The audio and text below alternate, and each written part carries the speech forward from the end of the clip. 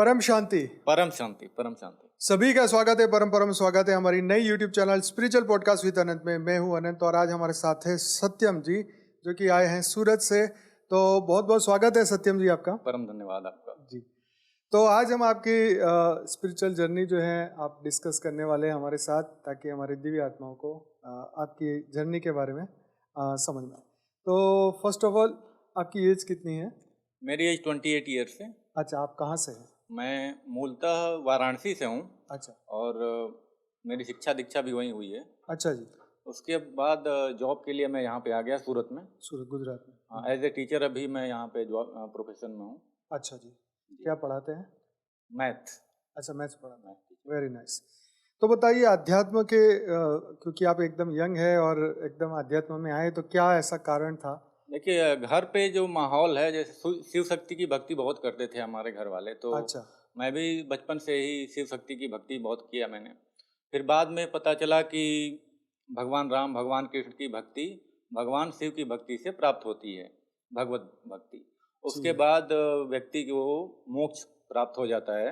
हम्म। तो इसलिए मैंने फिर बाद में भगवान राम, भगवान कृष्ण की भी बहुत भक्ति की। यही मान लीजिए कि मीरा की तरह भक्ति की एकदम। अच्छा। हाँ, भगवान राम की, भगवान कृष्ण की, हम्म। शिव शक्ति की तो की ही, शक्ति की ज़्यादा की। अच्छा। हाँ, माँ से बहुत लगाव था, आदि शक्ति से। तो जी जी जी। फिर वेद के ज्ञान में आने के बाद पता चल गया कि ऑलमाइटी दादाजी ही अभी शिव शक्ति और विष्णु का भी रोल प्ले कर रहे हैं। तो और भी अच्छा लगा कि हम तो पहले से ही कनेक्टेड थे, बस डायरेक्टली जुड़ना बाकी था। वो तो बापू जी ने कहा ना कि उनकी रचना की रचना की रचना, इस ब्रह्मांड के जो शिव हैं उन्हीं की जो अलग अलग रूप है वो कार्य करते हैं। तो शुरुआत तो भक्ति मार्ग से ही हुई थी। उसके बाद भक्ति मार्ग के बाद एक दादाजी थे हाँ जी। पास में, तो उन्होंने फिर ध्यान करना सिखाया। मैं 10th क्लास में था, तो लगभग 14-15 साल ध्यान करते हुए हो गए। अच्छा। हाँ, तो जैसे लोग पूछते हैं, वेद की आत्माएं पूछती हैं कि आप इतनी जल्दी आत्मस्वरूप की अनुभूति आपकी कैसे हो गई, 3 साल हुए जुड़े हुए आपको। जी। तो फिर मैं उनको बताता हूँ कि देखिए, मैं 15 साल पहले ऐसे योग कर रहा हूँ, ध्यान कर रहा हूँ और प्लस भक्ति भी की है, तो उसका फल तो मिलना ही था। जी तो जी जल्दी जी। इसमें तो ये ज्ञान कैसे मिला फिर आपको? ज्ञान यूट्यूब के माध्यम से मैं जैसे स्क्रॉल कर रहा था कोई भक्ति वीडियोस, तो उसमें करौली सरकार के ऊपर आया कि करौली सरकार के को एक दिव्य संत ने क्या कहा। तो अच्छा। 2-3 बार आए, 2 बार मैंने स्किप कर दिया अच्छा। कि होंगे कोई बाबा। तो हाँ हाँ मैंने फिर तीसरी बार देखा, ये संत हैं कौन, देखने में तो दिव्य लग रहे हैं। हाँ हाँ तो हाँ। फिर मैंने क्लिक किया, फिर तो 1 साल तक लगातार देखा। लॉकडाउन के बाद मैं जुड़ा था, अच्छा। दूसरा लॉकडाउन जो 2021 में लगा था उसके बाद। Right right. तो लॉकडाउन में अपना भी लाइव मेडिटेशन चलता था? हाँ, लाइव मेडिटेशन मैंने जैसे कुछ दिन छूट गया था 22 में, अच्छा। बाकी 23-24 में कभी एक दिन भी नहीं छूटा मैं। अच्छा। जैसे 10 मिनट 5 मिनट लेट हो जाता है, हाँ लेकिन बाकी मैं ज्वाइन करता हूँ। दीदी का भी 10-5 मिनट लेट हो जाता है सुबह उठने में, तो अच्छा। लेकिन डेली मैं ज्वाइन कर लेता हूँ। अरे वाह वाह वाह। तो जीवन में क्या परिवर्तन आया? जीवन में परिवर्तन, कॉन्फिडेंस बहुत आया। हम्म। पहले तो नर्वसनेस थी कि क्या होगा, फ्यूचर क्या होगा, पास्ट तो मेरा ऐसा रहा है तो फ्यूचर भी वैसा ही होगा, ऐसी बहुत सारी नर्वसनेस थी। फिर कॉन्फिडेंस आया लाइफ में कि हम कुछ भी कर सकते हैं। Very nice. और जैसे मेटेरियलिज्म में दुनिया अभी भटक रही है, तो उस माया से भी बहुत ज़्यादा विरक्ति हुई। पहले थोड़ी थी, अब ज़्यादा हो गई। तो माया में रह के माया जीत कैसे बने, इसके लिए बापूजी का ज्ञान सभी को ही सुनना चाहिए। स्वभाव में क्या मतलब ऐसा लगता है कि स्वभाव में जैसे मेरा क्रोध जो है एकदम चरम पे रहता था, अच्छा। तो 90% से ज़्यादा क्रोध कम हो गया। हाँ, वैसे देख के तो आपको शांति ही आती है। हाँ शांति वाले बंदे। हाँ, जैसे लेकिन हाँ, मेरा क्रोध था जैसे इंटरनल था, अच्छा। बाहर से देखने में जैसे शांति शांति, अच्छा। लेकिन जब आता था क्रोध तो फिर वो कंट्रोल में नहीं रहता था। अब लेकिन अब शांत रहती है दिमाग बुद्धि सब। तो अब कितने प्रतिशत रह गया है? 10% के आसपास है, 10%। वो भी खत्म हो जाएगा। जी जी। ये बहुत अच्छा है कि हम अपने अंदर ही वो पता कर ले कि कितने प्रतिशत, कि इससे क्या है कि हम उसके ऊपर फोकस कर सकेंगे। हाँ, कर सकते कि हैं। भाई इसको भी खत्म करना है। बाकी अभी कर्मयोगी बनना शेष है, अभी कर्मयोगी बनने का प्रयास कर रहे हैं। 70% बन पा रहे हैं, लेकिन 30% भूल जाता है। काम में ऐसे काम आ गए, कोई हार्ड काम आ गया तो फिर न रह जाता है। और आप YouTube में और क्या क्या स्पिरिचुअल बातें आप सुनते हो, समझते हो? जैसे अभी मेरा चैनल है इनफाइनाइट सोल सत्यम के नाम से, अच्छा। तो उसमें भी मैं बापूजी के शॉर्ट्स जो आप भेजते हैं ग्रुप जी में, वही जी। भेजता रहता हूँ, अपलोड करता रहता हूँ। बराबर। बाकी ऑडियोज भी 4-5 ऑडियोज हैं, एक दीदी हैं, हाँ उनके जी। चैनल पे। ओके। तो आप जब ज्ञान सुनते हैं तो बहुत सारी ज्ञान की एक ऐसे टॉपिक आपके सामने आते हैं कि जो टॉपिक आपको बहुत अट्रैक्ट करता है कि यार ये टॉपिक से बहुत परिवर्तन या सबको लाभ हो सकता है, ऐसे कोई टॉपिक, उस पर कुछ बात करना चाहेंगे आप? टॉपिक जैसे कर्मातीत बनने का प्रयास बहुत ज़्यादा रहता है कि हम्म, कर्मयोगी पूर्णतः बन के कर्मातीत हो जाएं, फिर साकार में रहना भी हो तो कोई प्रॉब्लम नहीं होगी। जैसे कर्म हम्म, भोग और कर्म बंधन अपने सारे काट के हम्म, फिर रहना भी हो बापू जी की तरह तो रह सकते हैं, ऐसा ये तो ये बहुत है। बढ़िया बात बोली। हम्म, ओके। तो थियरी ऑफ कर्म को थोड़ा सा एक्सप्लेन करिए हमारे आत्माओं के लिए थोड़ा। थियरी ऑफ कर्म, जैसे जैसा आपका कर्म करेंगे वैसा आपको फल मिलेगा, ये डेफिनेटली मिलना ही है। जैसे कुछ लोग गलत काम करते हैं हाँ। तो गलत काम करने के बाद भी उनके पास धन संपत्ति ऐश्वर्य हम्म, आसुरी लक्ष्मी आ जाती है, हम्म, लेकिन उनके पिछले जन्मों में योगी तपस्वी रहे हैं, ये लोग पता नहीं करना चाहते हैं हम्म, कि पिछले जन्मों में वो कुछ रहे होंगे तो उनके संचित पुण्य का फल है। हम्म, जैसे ही वो फल समाप्त हुआ फिर वो डाउन टू अर्थ होने पर मजबूर हो जाएंगे। कोई बोले कि अरे आजकल तो गुंडे लोग ज्यादा सुखी है और अच्छे लोग दुखी है, तो क्या जवाब दोगे? नहीं नहीं, वो उनके पिछले कर्मों का पुण्य उदय हुआ है तो वो अपना पुण्य का फल भोग रहे हैं। जैसे ही उनका पाप उदय होगा फिर वापस से उनको भोगना पड़ेगा। वो कहें कि अगर ये तो चोर है, कहाँ से उनका वो चोरी करके लाया है माल, फिर चोरी करके लाया है तो चोरी का फल तो उसको भुगतना ही पड़ेगा। आज भोले भोगे, अगले जन्म में भोगे, 10 साल बाद भोगे, वो भोगना ही पड़ेगा। मतलब या तो प्रारब्ध भोग लो या फिर फ्यूचर में भोग लो, हाँ, फ्यूचर भोगना में तो भोग है। लो, भोगना तो है। भोगना तो छुटकारा नहीं। छुटकारा नहीं मिल सकता इससे। लाइफ आफ्टर डेथ के बारे में क्या कहना है? लाइफ आफ्टर डेथ में जैसे आप जब जीवित हैं, अगर आपने कोई योग वगैरह नहीं किया है तो हमारे शास्त्रों में भी कहा गया है कि आप योग नहीं करते हैं तो या तो अपने पितरों के साथ रहेंगे या भूतों के कब्जे में रहेंगे या असुरों के कब्जे में रहेंगे। बापू जी ने बताया भी है कि जैसे एक होते हैं भूत प्रेत, हम्म, भूत से पावरफुल होते हैं प्रेत, उनमें वासना ज़्यादा होती है। पिशाच होते हैं वो खून पीने वाले, उनसे ऊपर होते हैं शैतान, और उनसे भी ऊपर हो जाते हैं असुर जो वरदानी हैं। हम्म। जैसे भगवान शिव ने वरदान दे दिया, विष्णु जी ने वरदान दे दिया, तो वरदान उनके साथ में रहता है। ये लाइन मस्त ले आया, वरदानी असुर। हाँ, वरदानी असुर वो शैतानों से भी ज़्यादा, जैसे ब्रह्म राक्षस वाले वगैरह से भी ज़्यादा हाँ, पावरफुल होते हैं। पावरफुल स्पेशल पावर लेके आया ना। हाँ वही, तो मरने के बाद भी वो वरदान उनके साथ रहता है, हम्म, तो वो शैतानों को भी वो खा जाते हैं। हम्म, ऐसा है।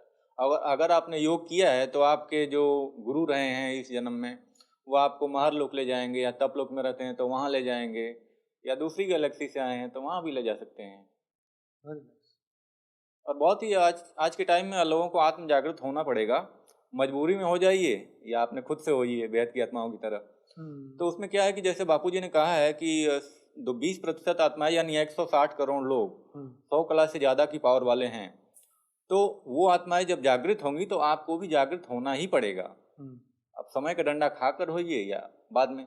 इसके अलावा बापूजी ने एक और बात कही कि 1 करोड़ पेडी यानी 1 अरब कला के ब्रह्मांड से भी आत्माएं आई हैं। तो वो आत्माएं जब पावरफुल आत्माएं जागृत होंगी तो ये नेगेटिव वाइब्रेशन खत्म ही होने वाले हैं। नेगेटिव दुनिया वैसे भी नहीं चलनी है। ये बात सच।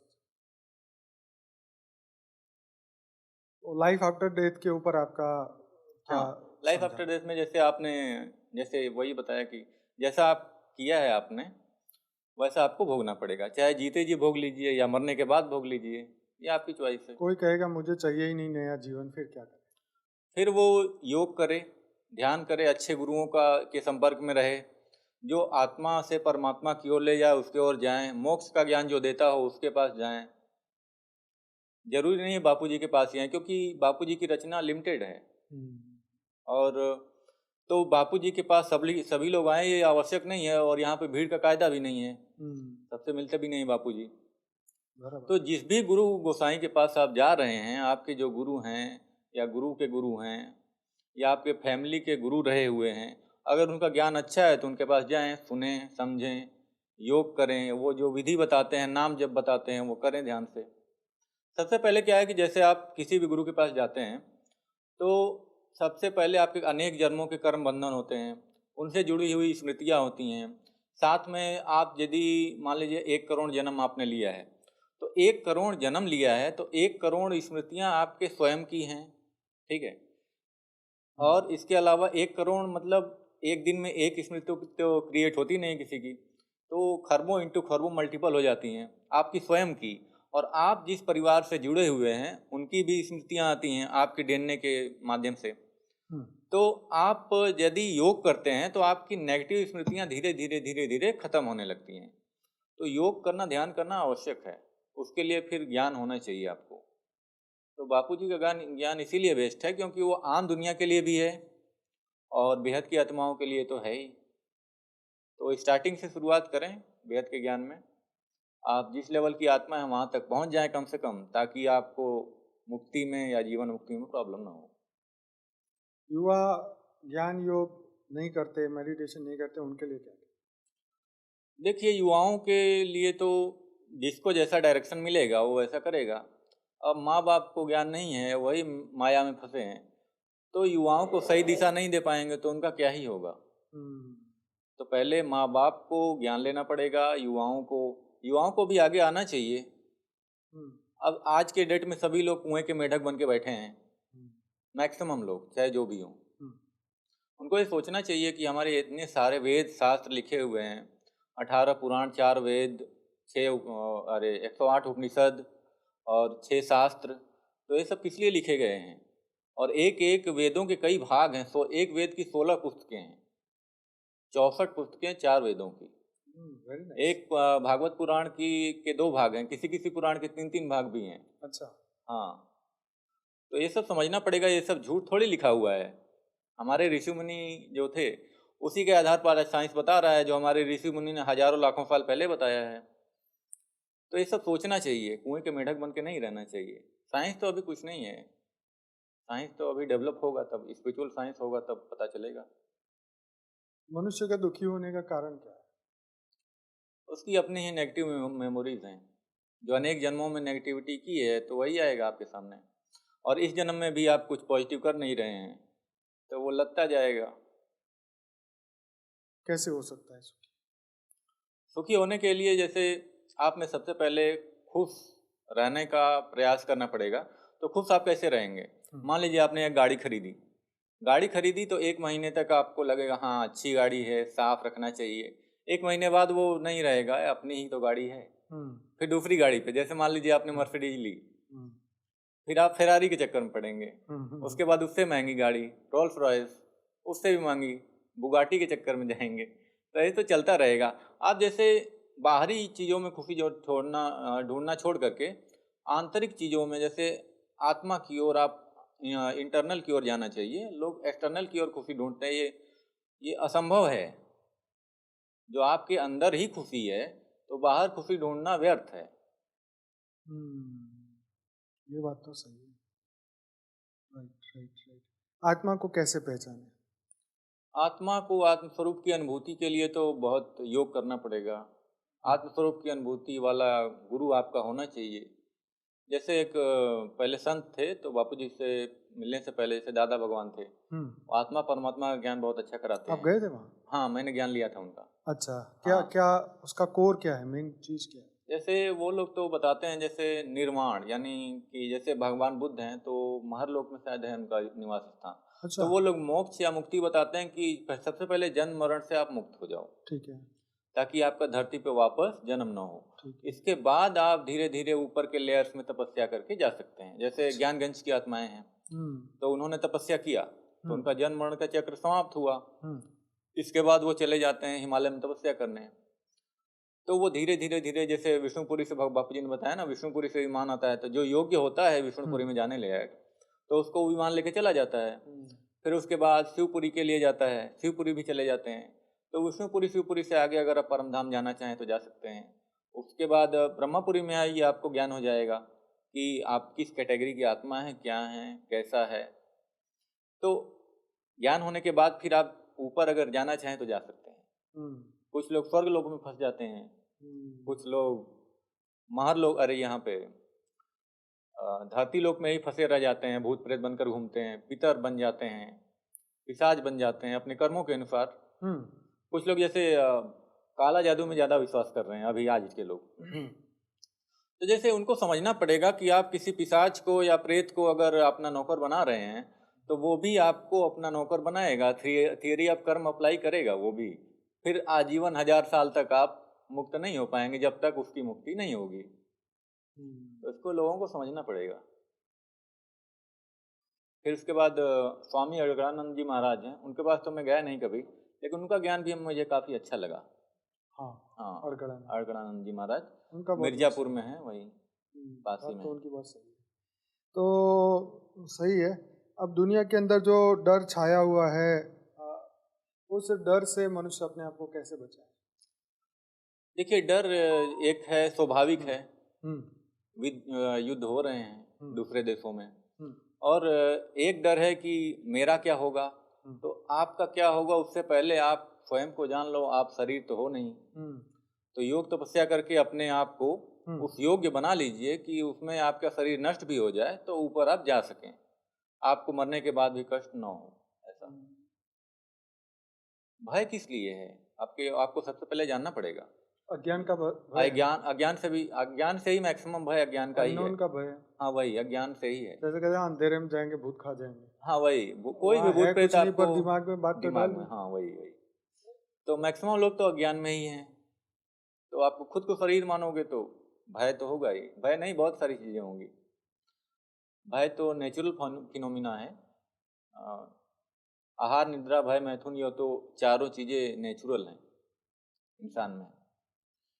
सूक्ष्म शरीर, कारण शरीर, उसके बारे में कुछ बताइए। जैसे स्थूल शरीर 5 तत्वों का बना है, तो वही सूक्ष्म शरीर आपका आकाश, वायु, अग्नि से बना है। जल मिट्टी ऐड कर दीजिए तो ये स्थूल शरीर है, जल मिट्टी का शरीर हो गया। तो इसके बाद कारण शरीर आकाश तत्व का बना है। इसके अलावा महाकारण शरीर परम तत्वों का बना है। परम वायु, परम आकाश, परम अग्नि।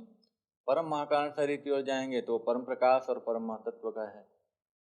और प्योर आत्मा, अगर निराकारी आत्मा है तो परम प्रकाश की, पावरफुल, तो उसकी आत्मा परम प्रकाश की है। परम तत्वों की थोड़ी हल्की क्वालिटी की आत्मा होती है। तत्वों की 3 तत्व, जैसे कोई है इंसान, 3 तत्वों की आत्मा भी हो सकती है। जैसे पहले ब्रह्मा ने बनाई थी रचना, तो वो फरिश्तों की रचना थी, परम तत्वों की बॉडी थी उनकी। फिर गिर गए तो 3 तत्वों की बॉडी हो गई, आकाश, वायु, अग्नि। फिर उसके बाद इंसान बन गए, तो आत्मा की क्वालिटी डाउन होती जाती है। आत्मा की क्वालिटी डाउन ना हो, इसके लिए आप उसको बनाए रखने के लिए योग करिए, ध्यान करिए, उसको बढ़ाइए। कोई कहता मेरा योग नहीं लगता, फिर योग नहीं लगता, प्रयास करिए, ज्ञान सुनिए। ज्ञान जब तक पूरा नहीं होता है, योग नहीं लगेगा।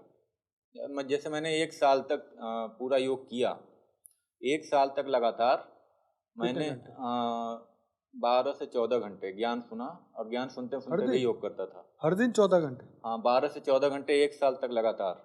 अच्छा। हाँ, ज्ञान जैसे पहला वीडियो देखा मैंने बापूजी का, 1 साल तक जैसे पागलों की तरह ज्ञान सुना, बस ज्ञान ज्ञान ज्ञान ज्ञान। जब ज्ञान पूरा हो गया फिर योग लगने लगा। फिर अच्छा, ज्ञान सुनते सुनते उस टाइम योग लगता था, ऐसे नहीं लगता था उस टाइम। कितने घंटे ज्ञान योग लगा था? जैसे मान लीजिए 5-6 घंटे 5 हो जाता था। मैक्सिमम आपने एक दिन में कितना लगा? 5 से 6 घंटा। 5 से 6? हाँ, बहुत बड़ी बात है भाई। हाँ, वो 5 से 6 घंटे में, जैसे कभी कभी ऐसा होता था ज्ञान योग नहीं लग रहा तो ज्ञान सुनते सुनते करता था। खुली आंखों से भी करता था, बंद आंखों से भी करता था। आपके दोस्त है कि नहीं? दोस्त हैं, लेकिन 1-2 ही हैं, ज़्यादा नहीं है। ज्ञान सुनते हैं? ज्ञान एक को तो मैंने सुनाया था, एक को पसंद नहीं आया। क्या बोला? एक योग करता है दीदी का सुन के। अच्छा। हाँ, दीदी वाला मैंने उसको बताया कि योग किया कर, कम से कम ज्ञान ना समझ में आए। तो करता है, बोलता है करके मैं ही सोता हूँ, बहुत रिलैक्स फील होता है। अच्छा। हाँ, तो मैंने कहा बापू जी के वीडियो सुनो, फिर चलते हैं, फिर आश्रम में एक दिन आपको दिखाएंगे। हाँ, बराबर। उनके क्या तर्क होते हैं, क्यों नहीं सुनना ज्ञान, क्या बोलते हैं? ज़्यादा बुद्धि माया में ज़्यादा है, अज्ञानता है। वो खुद क्या बोलते हैं? खुद जैसे अभी ये बनना है, ये बनना है, ये बनना है। मैंने कहा बनने से किसने रोका है? अपनी अनुभूति भी कर लो आध्यात्म में, क्योंकि किसी के शरीर का कोई ठीक नहीं है। कोरोना आया तो सबको पता चल गया, सब लोग भागे। वैसे ही ना करना पड़े इसके लिए, इसलिए योग किया करो कि ऐसी परिस्थिति आ भी जाए कि शरीर छोड़ना भी पड़े तो कोई कष्ट ना हो कि मेरा शरीर तो छूट गया, अब मेरा क्या होगा। दुनिया में इतना आतंकवाद बढ़ रहा है, तो क्या सॉल्यूशन क्या है? सॉल्यूशन तो जैसे वाइब्रेशंस खराब हो गए हैं लोगों के, तो वाइब्रेशन, परम शांति के वाइब्रेशन फैलाइए, और उसके साथ साथ ज्ञान के वाइब्रेशन, जैसे वीडियोस हैं आपको सुनाइए, लोगों को आसपास वालों को सुनाइए, घर वालों को बदलिए वाइब्रेशन से।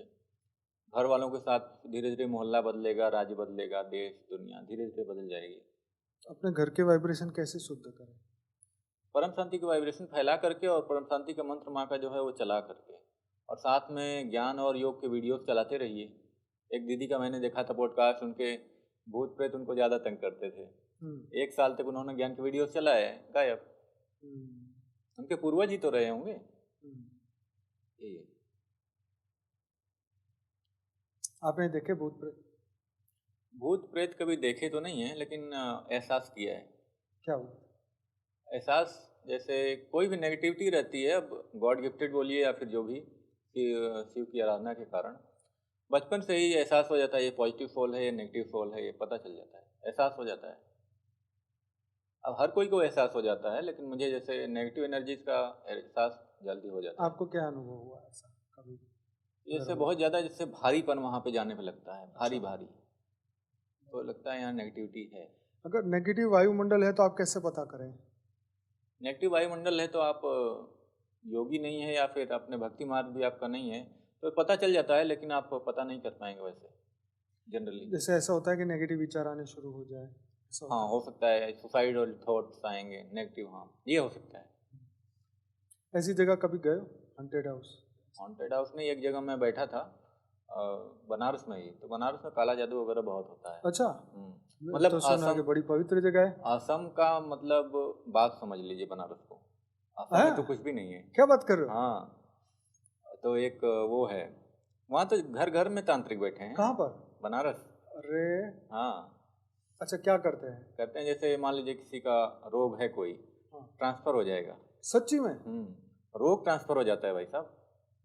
जैसे कोई किसी का कोई रोग है, उसने काला जादू किया, उसका रोग उसमें चला गया, और उसको बाद में भले भोगना पड़े क्रिया कर्म के हिसाब से, लेकिन इंस्टेंट आराम हो जाएगा उसको।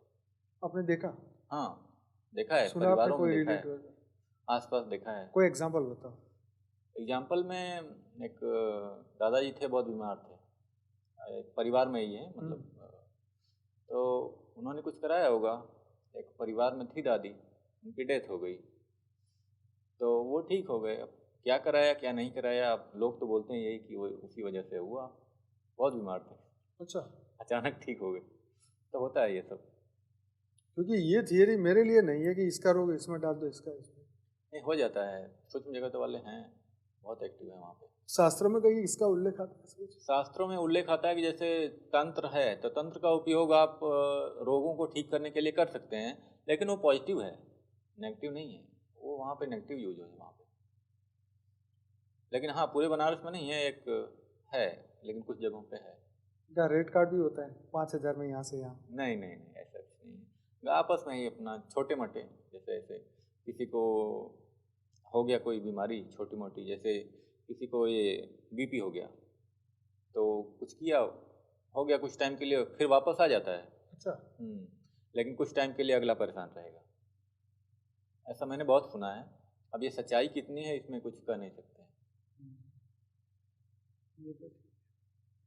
क्योंकि ये शरीर के धर्म के हिसाब से, अब तुम कहो कि भाई 100 साल में मेरे को नंबर का चश्मा भी ना लगे, हाँ। उसके लिए भी यहाँ का चश्मा उधर भेज दो, वहाँ का इधर ले आओ। नहीं, ये तो पॉसिबल ही नहीं है ना। पॉसिबल नहीं है। अब लोग बताते हैं कि इसने ये किया, उसने इसीलिए ऐसा हो गया, तो मैंने ये बता रहा था। बाकी क्लियरली ऐसी बातें बहुत चलती है क्या वहाँ? हाँ, बहुत चलती हैं, बहुत ज़्यादा।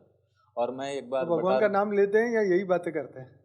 नहीं लेते हैं, सभी लोग ऐसा नहीं है। अच्छा। कुछ लोग हैं जैसे 2-5% हर जगह रहते हैं ना, वही वाले हैं। वही वाले हैं। हाँ। अच्छा। और एक एक्सपीरियंस में बताना चाहूँगा आपको। एक जगह मैं बैठा था बनारस में ही, तो वहाँ पे एक मंदिर था, सामने कुआं था। अच्छा। तो कुएं के पास में जैसे जाते जाते मैं थक गया, तो वहाँ पे बैठ गया मैं।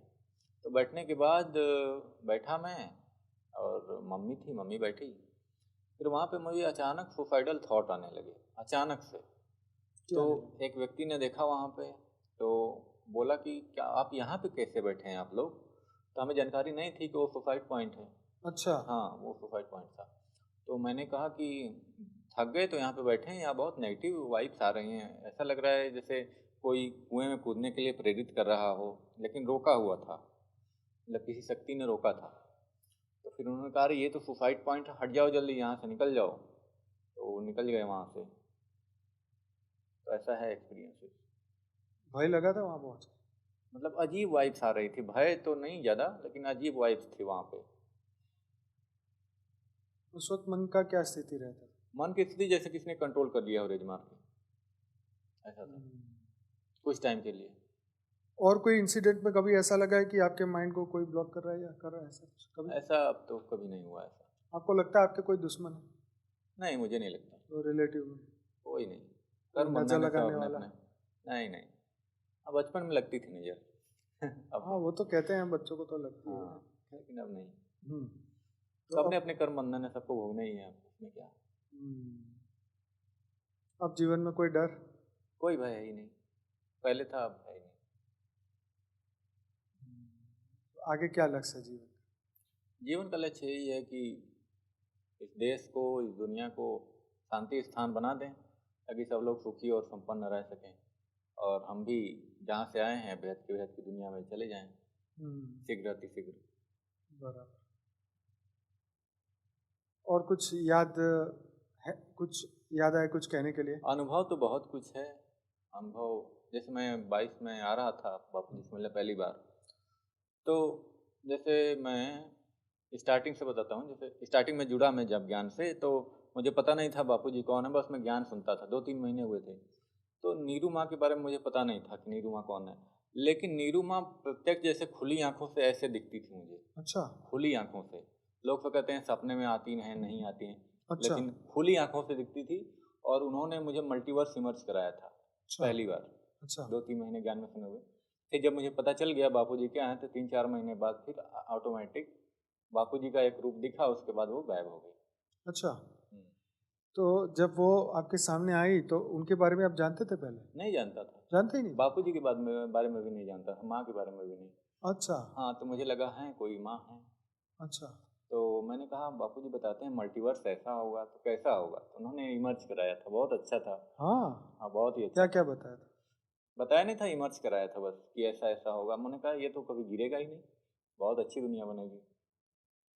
ये तो तो ये बहुत बड़ी बात है भाई, आज तक हमने नहीं किसी के मुंह से सुना ये। हाँ। और जब मैं आ रहा था 22 में, तो बेहद का ब्रह्मांड इमर्ज कराया था बापू जी ने कि ऐसा ऐसा होगा, ऐसा ऐसा होगा, ऐसा।